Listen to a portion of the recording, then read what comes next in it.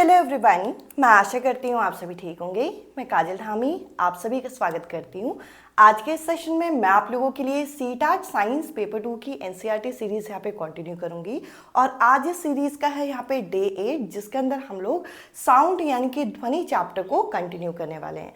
और आज के इस सेशन हम लोगों का बहुत इंपॉर्टेंट होने वाला है, क्योंकि जो साउंड के कैरेक्टरिस्टिक्स होते हैं, इनके जो गुण धर्म होते हैं, इनको मैं आपके साथ डिस्कस करूंगी।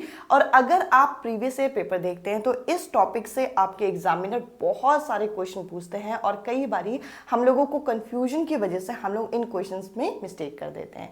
तो चलिए आज के इंपॉर्टेंट सेशन हम यहाँ पे शुरू करते हैं। और अगर आप CTET paper 2 math science background के कैंडिडेट हैं और पेपर 2 मैथ साइंस की तैयारी करना चाहते हैं तो आप लोगों को ये जो वीडियो सीरीज है, जिसमें मैं आप लोगों के साथ एनसीईआरटी का content plus previous year question discuss कर रही हूँ, ये सीरीज आप लोगों को बहुत ज़्यादा मदद करेगी। और ये जो क्लासेस आप लोगों की होती हैं, ये आपकी मंडे, वेंसडे और फ्राइडे आप लोगों की साइंस की क्लासेस प्लस आप लोगों की जो मैथ्स की क्लासेस है पेपर 2 की, वो आपकी ट्यूसडे, थर्सडे और सैटरडे होती है। तो ये क्लासेस आप ज्वाइन कर सकते हैं। आपको ज्वाइन करने के लिए कुछ नहीं करना, बेसिकली ये आपकी रिकॉर्डेड क्लासेस होती हैं, जिनका लिंक मैं आप लोगों के साथ टेलीग्राम ग्रुप पे शेयर करती हूँ। टेलीग्राम ग्रुप का लिंक आपको कमेंट सेक्शन में पिन फॉर्म में मिल जाएगा। टेलीग्राम ग्रुप को जरूर ज्वाइन करिएगा। अगर क्लासेस में कुछ भी चेंजेस होता है या फिर कोई भी अपडेट होती है तो मैं आप लोगों के साथ टेलीग्राम ग्रुप पे शेयर करती हूँ, जो कि आप लोगों को कमेंट सेक्शन में लिंक मिल जाएगा। और ये वीडियो अगर आप लोगों को पसंद आती है तो इससे पहले के जो पार्ट्स हैं उनको मैंने प्लेलिस्ट में अरेंज कर दिया है, वो भी आपको कमेंट सेक्शन में पिन फॉर्म में मिल जाएगा। इसके अलावा इस सेशन से पहले ये जो साउंड चैप्टर है, इसका पहला वाला पार्ट यानी कि डे 7 आप जरूर देखिएगा, ताकि ये चैप्टर आपका लिंक में आ जाए।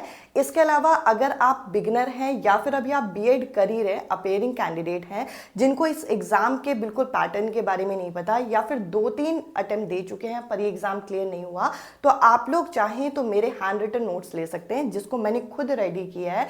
जिस तरीके से आप लोगों की क्लासेस होती है बिल्कुल कंसाइज फॉर्म में विद पिक्चर्स, इलस्ट्रेशन, मैंने आप लोगों के लिए हैंड रिटन नोट्स यहाँ पे रेडी किए। आप चाहें तो इस नंबर पे मैसेज कर सकते हैं। ये जो नोट्स हैं आपके पेड फॉर्म में अवेलेबल है।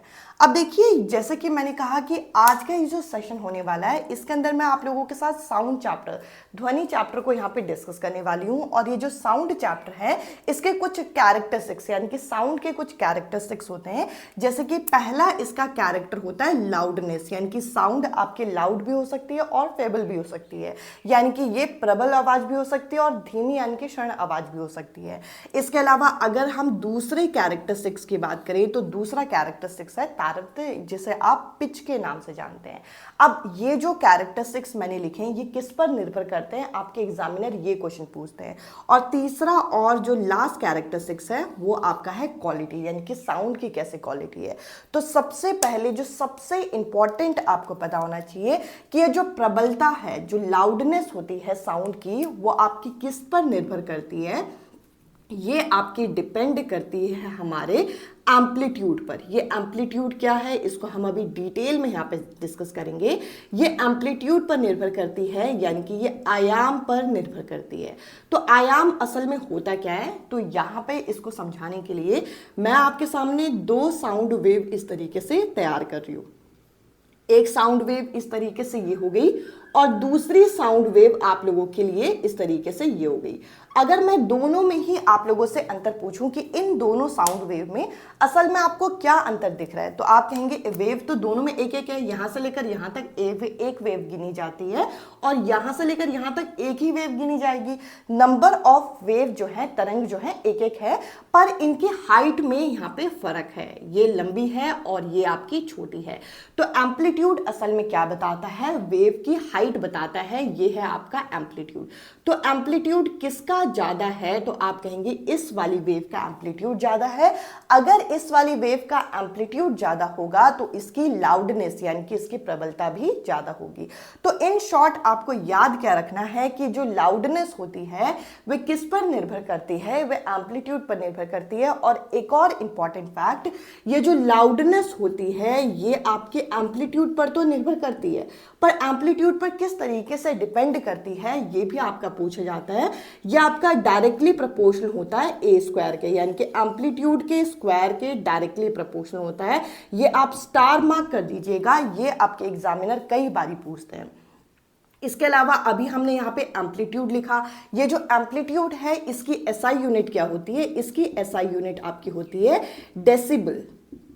तो ये भी हम लोगों को पता होना चाहिए कि एम्पलीट्यूड की एसआई यूनिट क्या होती है? डेसिबल। और लाउडनेस की एसआई यूनिट क्या होती है? डेसिबल। और अगर हम इन दोनों के बीच में संबंध देखें तो जो लाउडनेस होता है वो डायरेक्टली प्रोपोर्शनल होता है ए स्क्वायर का।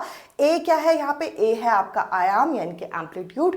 वेव की कितनी हाइट होगी ये इस पर निर्भर करता है। आई होप इससे रिलेटेड जो भी मैंने पॉइंट डिस्कस किए वे आपको क्लियर हो गए होंगे। इसके अलावा अगला जो कैरेक्टरिस्टिक्स है वो है तारत्व, जिसे आप पिच के नाम से जानते हैं। अब ये पिच है क्या? पिच किस पर निर्भर करती है? तो सबसे पहले तो आपको ये पता होना चाहिए ये आपका डिपेंड करती है हमारे फ्रीक्वेंसी पर, यानी कि जो आपकी साउंड की फ्रीक्वेंसी होगी इस पर निर्भर करती है, यानी कि आवृत्ति पर ये निर्भर करती है। अब ये फ्रीक्वेंसी को कैसे हम देखेंगे? फ्रीक्वेंसी हमें कैसे पता चलेगा? तो इसके लिए मैं आप लोगों के सामने दो वेव फिर से बना रही हूं। एक वेव मैंने इस तरीके से बनाई, इसमें आप देख पाएंगे नंबर ऑफ वेव जो है थोड़ा ज्यादा है और इस केस में नंबर ऑफ वेव कम है। देखिए हाइट का इसमें कोई फर्क नहीं है, बट इसमें नंबर ऑफ वेव इसमें ज्यादा है। क्या ज्यादा है? इसमें नंबर ऑफ वेव जो है वे यहाँ पे ज्यादा है और इसमें क्या है? कम है। तो इसकी फ्रीक्वेंसी जो है वो ज्यादा कहलाएगी। और अगर इसकी फ्रीक्वेंसी ज्यादा होगी तो इसका जो पिच होगा वो भी आपका ज्यादा होगा। और इसके अलावा अगर हम फ्रीक्वेंसी की एसआई यूनिट देखें तो इसकी एसआई यूनिट होती है हर्ट्ज, जिसे आप यहाँ पे HZ से भी यहाँ पे डिनोट करते हो। आई होप ये भी क्लियर हो गया होगा कि जो लाउडनेस होती है, जो प्रबलता होती है, वे किस पर निर्भर करती है? वे आपके आयाम पर, एम्पलीट्यूड पर निर्भर करती है। इसके अलावा पिच जो होती है यानी कि तारत्व जो होता है ये आपके फ्रीक्वेंसी पे यानी कि आवृत्ति पर निर्भर करता है। अब क्वेश्चन ये उठता है आप लोगों के माइंड में कि आपके एग्जामिनर इस टॉपिक से कैसे क्वेश्चन पूछेंगे। तो देखिए आपके एग्जामिनर ऐसे क्वेश्चन पूछ लेते हैं कि जो प्रबलता होती है, जो लाउडनेस होती है, वे कहेंगे कि फ्रीक्वेंसी पर निर्भर करती है। तो ये तो गलत है। क्यों? क्योंकि लाउडनेस जो है किस पर निर्भर करेगी? एम्पलीट्यूड पर निर्भर करेगी, आयाम पर निर्भर करेगी। इसके अलावा ये बोल देंगे कि पिच जो है वो आपका एम्पलीट्यूड पर निर्भर करती है। पिच आयाम पर निर्भर नहीं करती, पिच आवृत्ति पर निर्भर करती है। तो ये आपको पता होना चाहिए। इसके अलावा लास्ट जो क्वालिटी है वे आपका क्या बताता है? अगर मान के चलिए कंडीशन यहां पे लग जाती है, अगर हम मान के चल रहे हैं कि एक ऐसी वेव है जिसमें सेम आपकी क्या है? सेम एम्पलीट्यूड है। एम्पलीट्यूड तो अब आप समझ गए होंगे कि एम्पलीट्यूड क्या होता है, कि वेव की जो ऊंचाई है। अगर मान के चलिए कि दो वेव हैं जिसकी ऊंचाई बिल्कुल बराबर है, और दूसरा यहाँ पे एक और कंडीशन है कि सेम इनकी क्या होगी? फ्रीक्वेंसी होगी। फ्रीक्वेंसी मतलब आवृत्ति भी यहाँ पे बराबर होगी, यानी कि नंबर ऑफ वेव भी बराबर होगी। हाइट भी बराबर है, नंबर ऑफ वेव भी बराबर है। तब आप उन दोनों में कैसे अंतर करोगे? तो इसके लिए हम क्या करेंगे? इसकी क्वालिटी को चेक करेंगे। जैसे कि फॉर एग्जाम्पल अगर एक वेव हमारी इस तरीके से बन गई और दूसरी वेव यहाँ पे हम लोगों की किस तरीके से बनी? दूसरी वेव हम मान के चल रहे हैं कि दूसरी वेव इस तरीके से बनी हुई है। तो देखिए इन दोनों वेव में नंबर ऑफ वेव क्या है? एक एक है। यहां से लेकर यहां तक एक माना जाएगा, यहां से लेकर यहां तक एक माना जाएगा, प्लस इन दोनों की ऊंचाई भी हमारी बराबर है।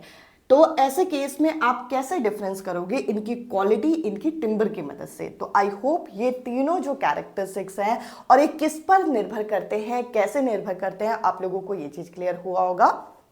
इसके अलावा लाउडनेस की एसआई यूनिट क्या होती है? डेसिबल होती है। फ्रीक्वेंसी की एसआई यूनिट क्या होती है? हर्ट्ज होती है। साथ ही साथ अगर आपको किसी भी साउंड वेव की स्पीड निकालनी है तो स्पीड निकालने के लिए आपका क्या रिलेशन होता है ये भी आपको पता होना चाहिए। जो स्पीड ऑफ साउंड होता है, जिसे आप v से भी डिनोट कर सकते हो, वे आपका दो चीजों के प्रोडक्ट से निकलता है। एक किससे? एक वेवलेंथ से और एक उनकी फ्रीक्वेंसी से। किन किन से निकलता है? एक उनके वेवलेंथ से और एक इनकी फ्रीक्वेंसी से। तो ये आपको रिलेशन यहाँ पे पता होना चाहिए। और अगर हम यहाँ पे देखें तो यहाँ पे हम इस तरीके से भी लिख सकते हैं कि स्पीड जो होगी ये आपका वेवलेंथ और इसकी फ्रीक्वेंसी पर निर्भर करता है। अब देखिए वेवलेंथ मतलब वेव कितनी लंबी है, वेव जो है वो कितने डिस्टेंस तक जा रही है, तो इसकी एसआई यूनिट आपकी होती है मीटर। तो इस तरीके से हम लोगों ने अभी जो वेव के कैरेक्टरिस्टिक्स हैं वे डिस्कस किए। इसके अलावा आज ही के सेशन में इस टॉपिक के अलावा मैं आप लोगों के साथ ह्यूमन ईयर भी यहाँ पे डिस्कस करूंगी। तो देखिए अगर मैं ह्यूमन ईयर की बात करूं तो हम लोगों को ये टॉपिक इस सेशन के अंदर यानी कि इस चैप्टर के अंदर पढ़ने की क्यों जरूरत है, सबसे पहले तो ये डिस्कस करते हैं। तो देखिए ये जो पर्टिकुलर चैप्टर है ये साउंड से संबंध रखता है और हमारी बॉडी में गले से निकलती है साउंड और कान से हम चीजों को सुनते हैं। तो यानी कि हम लोगों का कान भी एक इंपॉर्टेंट फैक्टर होता है। और हमारे ह्यूमन ईयर की अगर हम बात करें तो हमारा ह्यूमन ईयर जो है वो किस रेंज से किस रेंज तक सुनता है, ये भी आपके एग्जामिनर पूछते हैं। तो आप कहेंगे ये आपका 20 हर्ट्ज से लेकर 20 किलो हर्ट्ज तक ये आपकी आवाज जो है ये सुनते हैं। तो 20 किलो हर्ट्ज को 20,000 हर्ट्ज इस तरीके से भी हम लिखते हैं। और इसके अलावा यहाँ पे आप लोगों से ये भी पूछा जा सकता है कि ऐसी साउंड वेव जो कि 20 हर्ट्ज से कम हो उसको आप क्या कहोगे, इसको आप इंफ्रासाउंड, और जो 20,000 हर्ट्ज से ज्यादा हो उसे आप अल्ट्रासाउंड कहोगे। और अगले सेशन जिसके अंदर मैं आप लोगों के साथ साउंड का पूरा रिफ्लेक्शन का जो कॉन्सेप्ट है, जैसे लाइट में रिफ्लेक्शन होता है वैसे ही साउंड में भी रिफ्लेक्शन होता है। और इस बार अगर 7 जुलाई का आप पेपर देखते हैं तो उसमें ये पूछा गया था कि हम लोगों के जो ऑडिटोरियम वगैरह होती है उसकी जो सीलिंग्स होती हैं वे कर्व क्यों बनाई जाती है। अगर कर्व बनाई जाएंगी तो साउंड रिफ्लेक्ट होके आगे बैठे हुए बंदे को भी सुनाई देगा और लास्ट में बैठे हुए बंदे को भी सुनाई देगा। तो ये जो अल्ट्रासाउंड होता है इसके क्या यूजेस हैं अगर हम देखें तो इसको, जैसे कि आपने सुना होगा कि कोई प्रेग्नेंट लेडी वगैरह भी होती है तो उनका भी अल्ट्रासाउंड कराया जाता है। तो बेबी की ग्रोथ को डिटेक्ट करने में, किसी भी मेटल के डिफेक्टेड पार्ट को डिटेक्ट करने में हम लोग अल्ट्रासोनिक साउंड का यूज करते हैं। आई होप इतना एरिया आप लोगों को यहाँ पे क्लियर हो गया होगा। अब मैं आप लोगों के साथ ह्यूमन ईयर का डायग्राम पूरा डिस्कस करूंगी ताकि आपको वो टॉपिक क्लियर हो, और उसके बाद हम इस टॉपिक के प्रीवियस क्वेश्चन यहाँ पे डिस्कस करेंगे। और जैसे कि मैंने स्टार्टिंग में कहा, अगर आपको ये सेशन पसंद आता है तो ट्रस्ट में आप आराम से इस सेशन को करिए। अभी मैंने जल्दी ये सेशन इसलिए शुरू कर दिया क्योंकि देखिए साइंस का सिलेबस काफी वास्ट होता है, इसको अगर आपको टाइमली कंप्लीट करना है तो आपको उसी अकॉर्डिंग टाइम भी देना होगा। तो ये क्लासेस आप लोगों की मंडे, वेंसडे, फ्राइडे और ट्यूसडे, थर्सडे और सैटरडे आप लोगों की हुआ करेगी, जिसमें मैं आप लोगों के साथ साइंस और मैथ्स का पोर्शन जो है वो कवर करूंगी। आज के इस वीडियो में इतना ही। अब मैं आप लोगों के साथ ह्यूमन ईयर, उसके बाद प्रीवियस ईयर क्वेश्चन यहाँ पे डिस्कस करती हूँ। अब मैं आप लोगों के साथ ह्यूमन एयर यहाँ पे डिस्कस करूंगी। और अगर हम ह्यूमन एयर की बात करें तो ये टॉपिक आपका बहुत इंपॉर्टेंट है, क्योंकि जब आप साउंड वेव यानी कि साउंड चैप्टर के बारे में पढ़ते हैं तो हमें एयर के बारे में इसलिए पढ़ना है क्योंकि एयर की मदद से ही आप किसी भी चीज़ को सुन पाते हैं। तो देखिए बेसिकली अगर हम अपने ह्यूमन एयर की बात करें तो हमारा ह्यूमन एयर जो होता है 3 पार्ट में डिवाइड होता है। एक होता है आपका आउटर एयर जिसमें आपका पिन्ना आ जाता है। पिन्ना बेसिकली जो बाहरी पार्ट है उसको बोलते हैं, जहां से साउंड वेव जो है हमारे कान के अंदर आपकी एंटर करती है। उसके बाद यहाँ पर आपको देखने को मिलेगा कि इस पोर्शन को बोलते हैं एयर कैनाल, और एयर कैनाल से ये जो साउंड वेव है जाके कहाँ पे टकराती है, एयर ड्रम पे टकराती है। बेसिकली मैंने आप लोगों को बताया था कि साउंड उन जगह से प्रोड्यूस होती है जहाँ पर वाइब्रेशन होता है, सिंपल सी बात है। तो साउंड वेव जब एयर ड्रम से टकराएंगी, जिसे आप कान का पर्दा भी बोलते हैं, तो उसमें वाइब्रेशन होगा और वाइब्रेशन जो है आगे की तरफ यहाँ पे पास होगी। और जब आप इनर एयर में देखेंगे, इनर एयर में ये एक पार्ट होता है जिसे हम कॉक्लिया बोलते हैं। अब यहाँ से जो ऑर्डिनरी नर्व्स हैं ये कहाँ जाएंगी, ऑडिटरी नर्व्स जो है ये ब्रेन की तरफ जाएगी। बेसिकली ब्रेन इसे आइडेंटिफाई करेगा कि ये जो आवाज़ है ये किसके थ्रू प्रोड्यूस की गई। तो इसके थ्रू हमें पता चलता है कि कोई भी पर्टिकुलर आवाज़ जो है किस तरीके से प्रोड्यूस हुई और हम उसे आइडेंटिफाई करते हैं। हमारा पूरा का पूरा ह्यूमन एयर जो है 3 पार्ट में डिवाइड होता है, आउटर, मिडल और इनर। तो यहाँ से आपके इस तरीके के क्वेश्चन आते हैं कि वाइब्रेशन कौन सा पार्ट करता है, तो आपको पता होना चाहिए एयर ड्रम में वाइब्रेशन होता है। इसके अलावा 3 तरीके की आपकी टाइनी एयर बोन्स होती हैं जिसको आप यहाँ पे याद रखेंगे, जो कि है हैमर, एनवल और स्टिरअप। तो ये आपसे एग्जामिनर पूछ सकते हैं। और ये किसका पार्ट होता है, ये आपका मिडल एयर का पार्ट होता है। इसके अलावा अब मैं आप लोगों के साथ कुछ प्रीवियस ईयर क्वेश्चन यहाँ पे डिस्कस करूंगी जो कि आज के इस टॉपिक को कंबाइन करने में आपको मदद करेंगे। अब देखिए यहाँ पे पहला क्वेश्चन हम लोगों के सामने है, जिसके अंदर ये बोल रखा है if frequency of vibration of a body decreases, यदि किसी भी वस्तु में कंपन की आवृत्ति अगर घटती है और एम्पलीट्यूड यानी कि आयाम अगर बढ़ता है तो क्या होगा। तो यहाँ पर अभी मैंने आप लोगों के साथ कैरेक्टरिस्टिक्स डिस्कस किए थे। फ्रीक्वेंसी पर कौन निर्भर करता है, फ्रीक्वेंसी पर पिच निर्भर करती है, ये आपको पता होना चाहिए। और एम्पलीट्यूड पर कौन निर्भर करता है, एम्पलीट्यूड पर निर्भर करता है लाउडनेस। और सिंपल से बात है कि अगर फ्रीक्वेंसी यानी कि जो आवृत्ति है वो घटेगी तो पिच जो है वो भी आपका क्या होगा, वो भी आपका घटेगा। साथ ही साथ अगर आपका एम्पलीट्यूड यानी कि आयाम अगर बढ़ता है तो लाउडनेस बढ़ेगी। तो ये अगर आप सभी ऑप्शंस को देखेंगे तो यहाँ आपका करेक्ट आंसर बैठेगा फोर्थ ऑप्शन। तो इस तरीके से आपके कॉन्सेप्ट अगर स्ट्रांग है तो ऐसे क्वेश्चन आप इजीली आराम से यहाँ पे कर पाओगे। अब मैं आप लोगों के साथ नेक्स्ट क्वेश्चन यहाँ पे डिस्कस करती हूँ। हमसे ये जो नेक्स्ट क्वेश्चन पूछ रखा है उसमें बोल रखा है बिफोर प्लेइंग अ सितार, किसी सितार को बजाने से पहले एक सितार वादक क्या करता है, एक सितारिस्ट क्या करता है, सितार के जो तार होती है उसके तनाव को क्या करता है, समायोजित करता है। यानी कि जो स्ट्रिंग होती है उसके टेंशन को वो एडजस्ट करता है और एडजस्ट करने के लिए उनको वो प्लग करके उनके उपयुक्त स्थान पर लगाता है। अब ऐसा करने से क्या चीज़ वो कर रहा है ये पूछ रखा है। तो बेसिकली सितार जैसे जो इंस्ट्रूमेंट होते हैं जिनमें इस तरीके की तार वगैरह होती हैं उनके टेंशन को एडजस्ट किया जाता है। किसको एडजस्ट किया जाता है, टेंशन को एडजस्ट किया जाता है। और टेंशन पे क्या चीज़ डिपेंड करती है, ये फ्रीक्वेंसी उसकी डिपेंड करती है। बेसिकली अगर उसके तार को अच्छी तरीके से खींच दिया जाएगा तो फ्रीक्वेंसी जो है ये आपकी इंक्रीज हो जाएगी और पिच जो है उसमें आपको चेंज देखने को मिलेगा। तो ये कॉन्सेप्ट आप अच्छे से याद रखिएगा। इसी कॉन्सेप्ट पे एक और क्वेश्चन यहाँ पे पूछा गया था, सितार की तार का जो पिच है उसे एडजस्ट करने की यहाँ पे कोशिश की जा रही है।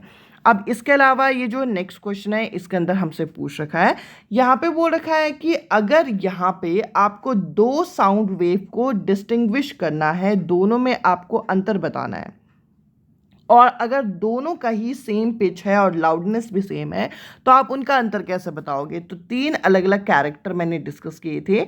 सबसे पहले मैंने डिस्कस किया था आपका पिच, फिर लाउडनेस, बेसिकली ये कैरेक्टरिस्टिक्स हमने देखा था, और लास्ट में मैंने आप लोगों के साथ टिम्बर डिस्कस किया था जिसे आप क्वालिटी के नाम से भी जानते हो। तो बेसिकली अगर दो साउंड वेव जिसकी यहाँ पे आपको देखने को मिलेगा कि पिच भी सेम है, लाउडनेस भी सेम है, तो उसमें जो टिम्बर होगा ये आपका जो है होता है, इसके मदद से हम किसी भी साउंड वेव को क्या कर सकते हैं, डिस्टिंग्विश कर सकते हैं। इसके अलावा नेक्स्ट क्वेश्चन आप यहाँ पे देखेंगे। अब इस क्वेश्चन के अंदर हमसे बोल रखा है कि एक ड्रम जो है एक लो पिच साउंड प्रोड्यूस करता है, जबकि एक पियानो जो है एक हाई पिच साउंड प्रोड्यूस करता है। पिच किस पर निर्भर करती है, पिच निर्भर करती है फ्रीक्वेंसी पर, यानी कि पिच जो है आवृत्ति पर निर्भर करती है, ये आपको पता होना चाहिए। अब आगे क्या बोल रखा है कि एम्पलीट्यूड ऑफ वाइब्रेशन जो है वो डिटरमाइन करता है लाउडनेस।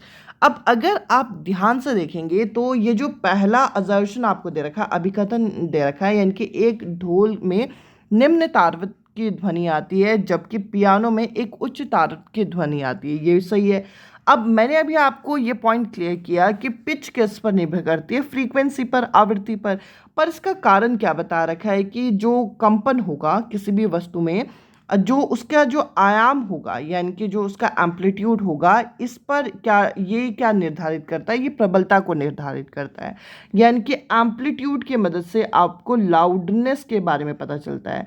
दोनों ही पॉइंट अपने अपनी जगह सही है, अभिकथन भी सही है, कारण भी सही है, पर दोनों का कोई मेल नहीं है। अब दोनों का मेल क्यों नहीं है, क्योंकि अगर पहली स्टेटमेंट में आपको यहाँ पे पिच की बात की गई है तो दूसरे स्टेटमेंट में फ्रीक्वेंसी की बात की जानी चाहिए थी, ना कि एम्पलीट्यूड की। तो आप क्या कहेंगे, इस क्वेश्चन का क्या करेक्ट आंसर है। दोनों ही अपनी अपनी जगह सही है, both and are true, but R जो है एक करेक्ट एक्सप्लेनेशन नहीं है, आर जो है एक सही तरीके से व्याख्या नहीं करता है। अब मैं आपके साथ नेक्स्ट क्वेश्चन डिस्कस करती हूँ। अब ये जो नेक्स्ट क्वेश्चन हमारे सामने, इसमें फिर से एक असर्शन रीजन हम लोगों को यहाँ पे दे रखा है। अब यहाँ पे बोल रखा है कि तबले के जो मेम्ब्रेन है उसको टाइट करने से उसका पिच जो है वो हाई होगा। अभी मैंने आप लोगों के साथ इसी तरीके का एक सितार से रिलेटेड क्वेश्चन डिस्कस किया था, जो बेसिकली वाइब्रेटिंग सरफेस होता है, अगर आप उसे टाइट कर दोगे तो उसका पिच जो होता है वह हाई होता है। ऐसे ही आपने सितार में भी देखा था कि उसके टेंशन को एडजस्ट किया जा रहा है। यहाँ पे बोल रखा है कि जो तबला होता है, अगर उसके मेम्ब्रेन को टाइट कर दिया जाएगा तो उसकी पिच हाई होगी, बिल्कुल सही है। अब आगे अगर यहाँ पे देखिए, फिर से वही वाला कॉन्सेप्ट कि अगर यहाँ पे हम लोगों को पिच की बात की गई है तो पिच किस पर निर्भर करती है, फ्रीक्वेंसी पर। तो इसका रीज़न जो है वह यहाँ पे क्या होना चाहिए, फ्रीक्वेंसी, और फ्रीक्वेंसी की ही बात की गई है। सिंपल सी बात है, पिच की बात जहाँ पर की जाए अगले स्टेटमेंट में फ्रीक्वेंसी की बात होनी चाहिए, यानी कि पिच अगर आप चेंज कर रहे हो तो फ्रीक्वेंसी जो है वो चेंज होगी। तो हम कहेंगे इस क्वेश्चन में करेक्ट एक्सप्लेनेशन है। अब देखिए, इससे पहले वाले क्वेश्चन में क्या फर्क था, इससे पहले वाले क्वेश्चन में भी जो असर्शन था उसमें पिच की बात की गई थी, बट रीजन जो है एम्पलीट्यूड का दे रखा था, यानी कि रीजन आपको आयाम, ध्वनि के आयाम की बात की गई थी, ध्वनि के आयाम की नहीं, ध्वनि के आवृत्ति की यहाँ पे बात होनी चाहिए थी, यानी कि फ्रीक्वेंसी की बात होनी चाहिए थी। बट इस क्वेश्चन में यहाँ पे तबले की पिच की बात की गई है और अगले स्टेटमेंट में फ्रीक्वेंसी, जो दोनों एक दूसरे पे रिलेट करते हैं। तो हम कहेंगे कि यहाँ पे जो करेक्ट एक्सप्लेनेशन होगा वो वाला यहाँ पे करेक्ट आंसर होगा। अब इसके अलावा नेक्स्ट क्वेश्चन हम यहाँ पे डिस्कस करते हैं, जिसके अंदर ये बोल रखा है कि एक असर्शन आपको दे रखा है, इसके दो कारण हैं, R1 और R2, दो अलग अलग कारण दे रखे हैं, आपको बताना है कि सही तरीके से व्याख्या किसके द्वारा की गई है।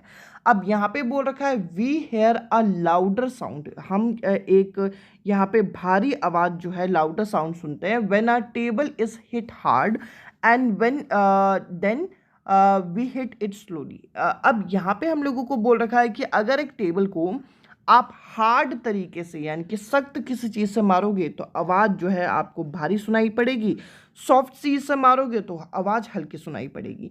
अब इसका कारण क्या होता है, देखिए आपको इतना पता होगा कि यहाँ पे हम लोगों को इतना पता है कि जो लाउडनेस है, लाउडनेस किस पर निर्भर करती है, लाउडनेस आपकी एम्पलीट्यूड पर निर्भर करती है। ये आपको अच्छी तरीके से याद रखना है, 10 क्वेश्चन में ये चीज़ आ जाएगी। और फ्रीक्वेंसी की जब भी बात की जाए, फ्रीक्वेंसी पर कौन निर्भर करता है, पिच निर्भर करता है। तो ये दोनों चीज़ें आपको पता होनी चाहिए। तो सेकेंड स्टेटमेंट में बोल रखा है louder sound have more frequency. अब मैंने अभी आपको बताया कि जो प्रबल ध्वनि होती है उसमें आपको यहाँ पर कभी भी एम्पलीट्यूड की बात होनी चाहिए, कभी भी फ्रीक्वेंसी की बात नहीं होनी चाहिए, फ्रीक्वेंसी पर पिच निर्भर करता है। तो ये वाला रीज़न तो बिल्कुल ही गलत हो गया।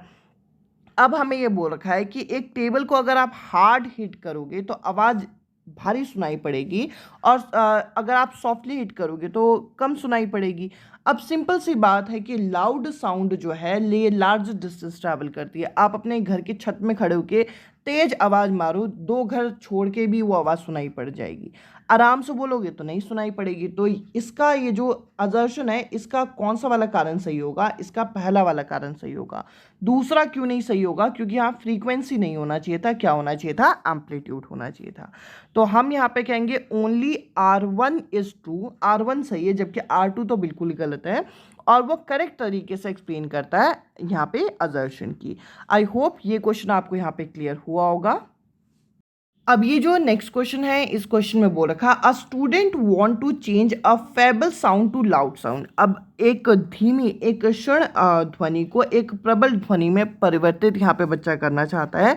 तो अगर साउंड को लाउड बनाना है तो सिंपल सी बात है कि लाउडनेस किस पर निर्भर करती है, लाउडनेस एम्पलीट्यूड पर निर्भर करती है, यानी कि आयाम पर निर्भर करती है। तो उस बच्चे को क्या करना होगा, उसके आयाम को यहाँ पे बदलना होगा, एम्पलीट्यूड को बदलना होगा।